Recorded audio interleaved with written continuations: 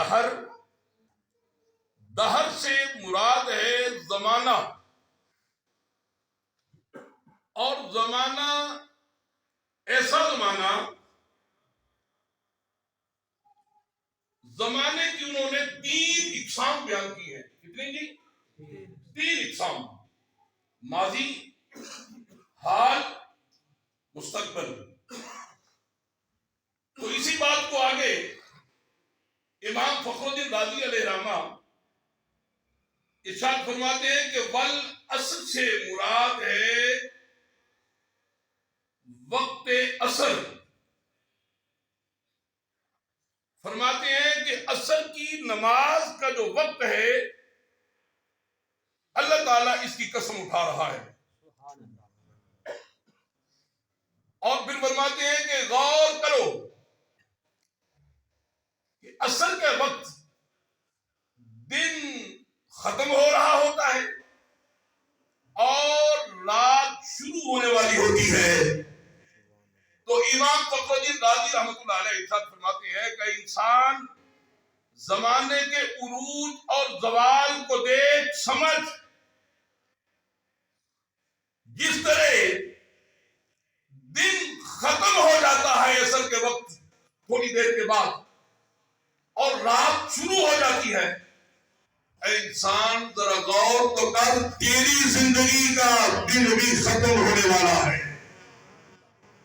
تیری زندگی کا دن بھی ختم ہونے والا ہے. اور اسی بات کو آگے چل کر سیدی امام احمد رضا خان فاضل بریلوی رحمۃ اللہ علیہ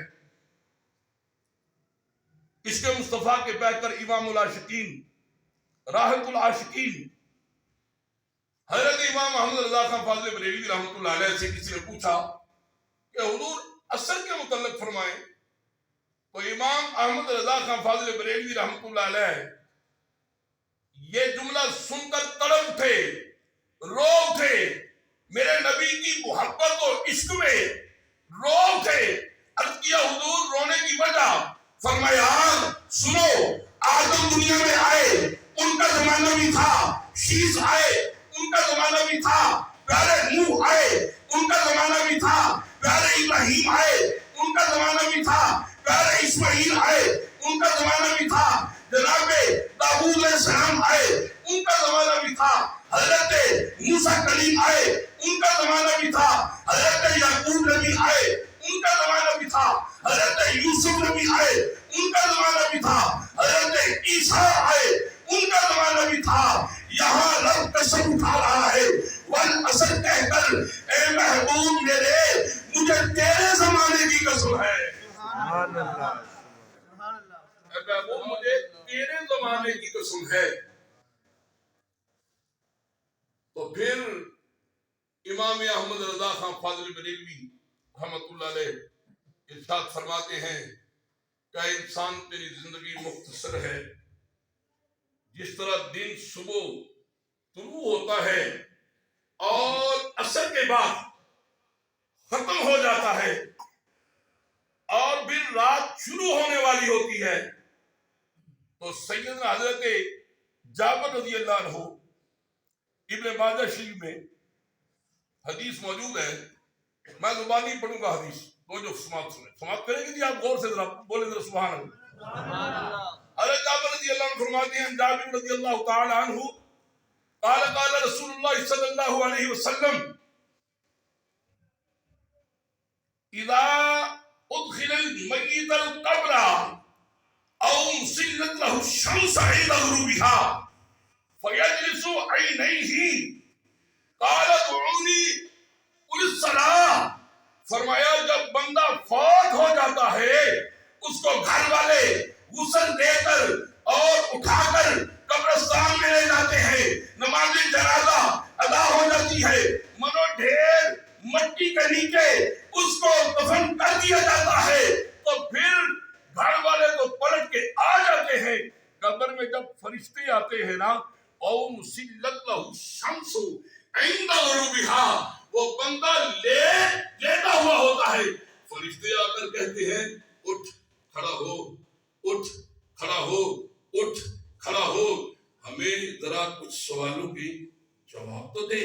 اب وہ بندہ سویا ہوا ہوتا ہے، جب سویا ہوا اٹھتا ہے نا فیجلسو عینیہ کہتے ہیں آنکھوں کو، تو وہ بندہ اپنے دونوں ہاتھ اس طرح بند کر کے اسے اس طرح آنکھوں پہ ملتا ملتا یوں دیکھتا ہے، سورج غروب ہو رہا ہوتا ہے، نماز عصر کا وقت ہوتا ہے، وہ بندہ کہتا ہے فرشتوں ٹھہر جاؤ، سوال بعد میں پوچھنا، مجھے عصر کی نماز تو پڑھ لینے دو۔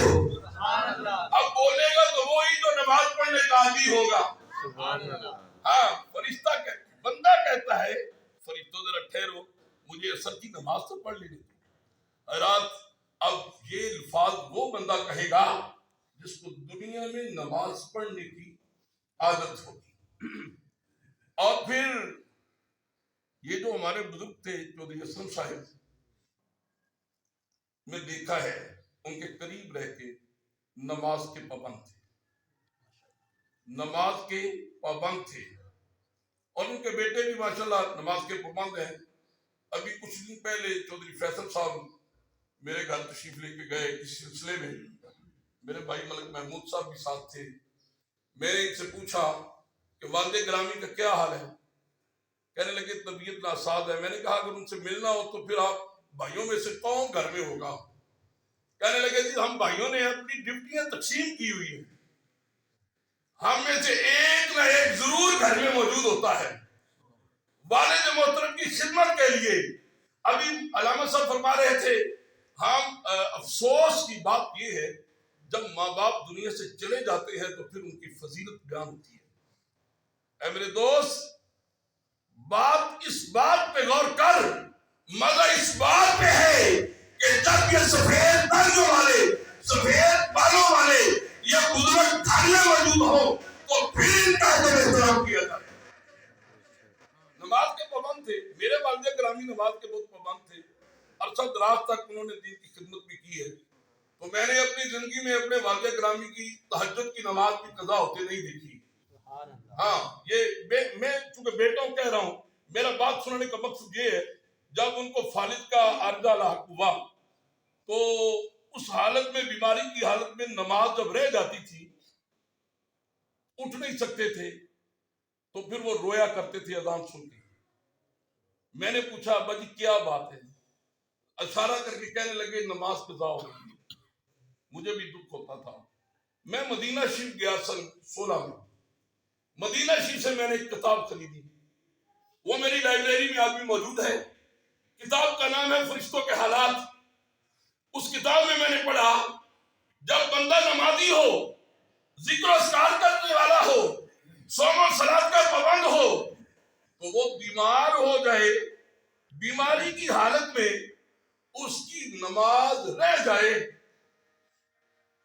وہ ذکر و اذکار جو اپنی تندرستی میں کرتا تھا وہ رہ جائے، تو میرا رب کچھ فرشتوں کی ڈیوٹی لگاتا ہے اور کہتا ہے فرشتوں، یہ میرا بندہ جو ہے نا، اس کی نماز رہ رہی ہے، اس کی جگہ پہ تم نماز پڑھو، اس کے نامہ اعمال میں ثواب لکھ دو۔ کیوں؟ رب فرماتا ہے اس کا تو قصور نہیں، اس کو تو اس حالت میں میں نے کیا ہے، اس کو تو اس حالت میں میں نے کیا ہے۔ حضرات، دنیا ایک عارضی ٹھکانہ ہے۔ حضرت بہلول دانا، کچھ لوگ کہتے ہیں بہلول دانا رحمت اللہ علیہ بزرگ ہوئے ہیں، وہ شہر میں کھڑے تھے چوک میں، لوگوں ایک بندہ گیا، اس نے کہا سائیں جی کیا کر رہے ہو؟ سائیں بہلول دانا رحمت اللہ علیہ، بہلول دانا رحمت اللہ کہنے لگے کچھ نہیں یار، تو اپنا کام کر، مجھے اپنا کام کرنے دے۔ وہ کہنے لگا جی وہ کیا؟ سائیں بہلول دانا رحمت اللہ علیہ فرمانے لگے میں یہاں اصل میں لوگوں کی اور رب کی صلح کروا رہا ہوں، لوگوں کی اور رب کی بولے نا صلح کروا رہا ہوں۔ اس نے پوچھا جناب پھر بات کہاں تک پہنچی ہے؟ سعید بہلول کہنے لگے بات جہاں تک پہنچی ہے، میں نے رب سے عرض کی ہے یا اللہ یہ تیرے بندے ہیں، گناہگار ہیں، کو معافی دے دے، صلح کر لے ان کے ساتھ۔ رب نے کہا بہلول میں تیری بات مان لیتا ہوں، تو میرا پیارا بندہ ہے، جا ان سے جا کے کہہ دے سود کا کاروبار چھوڑ دے، میرے دروازے پہ توبہ کر کے آ جائیں، غیبت چوری چھوڑ دے، زنا چھوڑ دے، شراب چھوڑ دے، سچی توبہ کر لیں، میرے دروازے پہ آ جائیں، بولو جا میں وعدہ کرتا ہوں میں ان کو معاف کر دوں گا، صلح کر دوں گا۔ پھر کہاں تک بات پہنچی تھی؟ صحیح بلول کہنے لگے بات جہاں تک پہنچی ہے، یہ نہیں مان رہے، رب تو مان رہا ہے۔ اب کچھ دنوں کے بعد وہی بندہ قبرستان میں گیا، صحیح بلول دانا رحمت اللہ علیہ قبرستان میں بیٹھے تھے، رو رہے تھے۔ اس نے پوچھا صحیح جی آج کیا معاملہ ہے، آج بھی آپ رو رہے ہیں؟ صحیح بلول دانا رحمت اللہ علیہ کہنے لگے آج بھی صلح ہی کروانے کے لیے بیٹھا ہوا ہوں۔ سبحان اللہ۔ کہنے لگا جی وہ کیسے؟ کوئی پنچایت نہیں ہے، آپ کے پاس کوئی آدمی نہیں ہے؟ فرمانے لگے یہ جو سب لیٹے ہوئے ہیں یہ آدمی تو ہے۔ کہنے لگا جی پھر بات کہاں تک پہنچی؟ لوگ اکثر صحیح بولو کو تلاش کرنے کے لیے جاتے تو قبرستان میں ملتے۔ لوگوں نے کہا حضور آپ شہر میں آئیں، یہ قریبی شہر بغداد ہے، وہاں کی رونق چمک دھمک دیکھیں، وہاں شہر کی جزگی نرالی ہے۔ صحیح بولو کہنے لگے تیرے شہر کو میں کیا کروں، وہ تو خود مر مر مر مر کر شہر قبرستان میں آ رہا ہے۔ یہ شہر قبرستان آباد ہو رہا ہے اور آج جو ہے وہ برباد ہو رہا ہے، وہ اجڑ رہا ہے، قبرستان آباد ہو رہا ہے۔ اس نے پوچھا کہ پھر بات کہاں تک پہنچی ہے؟ تو صحیح بلول کہنے لگے بات جہاں تک پہنچی ہے آپ کے ہاتھ میں چھڑی تھی، کھڑے ہو گئے، کھڑے ہو کر نا ایک قبر پر چھڑی رکھی، تو جو ہے وہ ایک قبر پر چھڑی رکھی۔ کہنے لگے آج تو یہ قبر والا بھی مان رہا ہے، یہ بھی مان رہا ہے، یہ بھی مان رہا ہے، یہ پھر بات کہاں تک پہنچی؟ کہنے لگے آج وہ نہیں مان رہا یہ سبھی مان رہے ہیں، آج وہ نہیں مان رہا یہ سبھی مان رہے ہیں۔ باپ کا بڑا مقام ہے جی۔ حضور کی بارگاہ میں حضرت جابر رضی اللہ عنہ روایت کرتے ہیں کہ حضور کی بارگاہ میں ایک نوجوان حاضر ہوا، اس کے ساتھ اس کا باپ تھا۔ میرے نبی نے دیکھ کے فرمایا یہ کون ہے؟ کہنے لگا جی میرا باپ ہے۔ میرے آقا نے فرمایا اے نوجوان چند میری باتیں غور سے سن، اس پر عمل کر، جنت کی گارنٹی میں دیتا ہوں۔ عرض کیا حضور وہ کیا؟ میرے کریم آقا صلی اللہ علیہ وسلم نے ارشاد فرمایا باپ کے ساتھ جب تو سفر کرے باپ کے آگے ہو کے نہ چلنا۔ محدثین فرماتے ہیں دل کو آگے ہو کر نہیں چلنا، اگر رات کو موقع ملے باپ کے ساتھ سفر کرنے کا، باپ پیچھے ہو تو آگے ہو، تاکہ کوئی آگے سے کوئی چیز آئے تو تجھے لگے تیرے باپ کو نہ لگے۔ اور پھر فرمایا کہ نوجوان جب ایک مجلس میں تو اور تیرا باپ موجود ہو، باپ سے بیٹھنے سے پہلے تم نے نہیں بیٹھنا۔ پھر فرمایا باپ کا ساری زندگی نام لے کر نہیں بلانا۔ پھر فرمایا باپ کو کبھی گالی نہ دینا۔ باپ کو بھی کوئی گالی دیتا ہے؟ میرے قریب نے فرمایا جب تو کسی کو گالی دے گا تو تیرے باپ کو گالی آئے گی۔ حضرات 70,000 نبیوں نے، بات میں اختتام کی طرف جانا چاہتا ہوں، 70,000 نبیوں نے اپنے اپنے دور میں ہجرت کر کے مکہ شریف میں جا کے سکونت اختیار کی۔ وجہ کیا تھی؟ ہر نبی یہ چاہتے تھے، ہر نبی کو علم تھا کہ مکے میں اللہ کا آخری نبی پیدا ہوگا۔ سبحان اللہ۔ مکے میں اللہ کا آخری نبی پیدا ہوگا، تو پھر ان کی یہ تمنا تھی زندگی مکے میں گزر جائے، جب موت آئے تو ہماری قبر مکے کی زمین پہ بنے اور اللہ کا آخری نبی کبھی تو ادھر سے گزرے گا، اس کے پاؤں کی دھول ہماری قبروں پہ پڑ جائے گی۔ یہ ہر نبی کی خواہش تھی کہ اللہ کا نبی آخری نبی جب قبر سے گزرے گا قریب سے، اس کے پاؤں کی مٹی ہماری قبر پہ پڑ جائے۔ اے امتی تو ناز کر، اپنی قسمت پہ ناز پر کر۔ ہر نبی یہ چاہتا تھا کہ اللہ کے آخری نبی کی پاؤں کی مٹی ہماری قبر پہ پڑ جائے، اور جب تو دنیا سے جاتا ہے تو اللہ کا آخری نبی تو تیری قبر میں آ جاتا ہے۔ اللہ کا آخری نبی تو تیری قبر میں آ جاتا ہے۔ حضرات حضرت انس رضی اللہ عنہ روایت کرتے ہیں، عن انس رضی اللہ تعالی عنہ قال قال رسول اللہ صلی اللہ علیہ وسلم ان العبد اذا وضع في قبره وتولى عنه اصحابه انه ليسمع قرعن عالهم اتاه ملكان فيوقظان ما كنت تقول في حق هذا الرجل لمحمد صلی اللہ علیہ وآلہ وسلم۔ بڑا لطیف جملہ ہے، نکتہ ہے۔ حضرت انس رضی اللہ عنہ فرماتے ہیں جب بندے کو قبر میں لٹا دیا جاتا ہے تو حضرت انس فرماتے ہیں جب منو ڈھیر مٹی اس کے اوپر ڈال دی جاتی ہے تو گھر والے واپس کی طرف ارادہ کرتے ہیں پلٹنے کا، تو نیچے جو مردہ ہے، میت جو ہے، وہ اپنے آس پاس چلنے والوں کے پاؤں کی آہٹ کو بھی سنتا ہے، پاؤں کی آہٹ کو بھی سنتا ہے۔ حضرات اگر گناہگار بندہ دفن کیا جائے تو اس کے کانوں کی سماعت کا یہ عالم ہے، منو ڈھیر مٹی کے نیچے وہ آپ کے اور میرے پاؤں کی آہٹ کو بھی سنتا ہے۔ اگر مسجد میں بیٹھ کر حضور کا امتی بلند آواز سے سبحان اللہ کہے یا درود پڑھے تو کیا امت خضرہ میں آمنہ کا لال نہیں سن رہا؟ سبحان اللہ، آمنہ کا لال نہیں سن رہا۔ میرے نبی نے فرمایا المیت فی القبر الا کالغریق المتغوث، حضور نے فرمایا مرنے والا قبر کے اندر اس کی حالت یہ ہوتی ہے جس طرح پانی میں بندہ ڈوب رہا ہوتا ہے اور وہ بول بول کے کہہ رہا ہوتا ہے مجھے بچاؤ مجھے بچاؤ۔ میرے نبی نے فرمایا فَلْيَنْتَظِرْ دَعْوَةً تَلْحَقُهُ مِنْ أَبٍ أَوْ أُمٍّ أَوْ صِدِّيقٍ أَوْ أَخٍ، حضور نے فرمایا مرنا والا جو مر جاتا ہے قبر میں جا کر وہ 4 لوگوں کی دعا کا انتظار کرتا رہتا ہے۔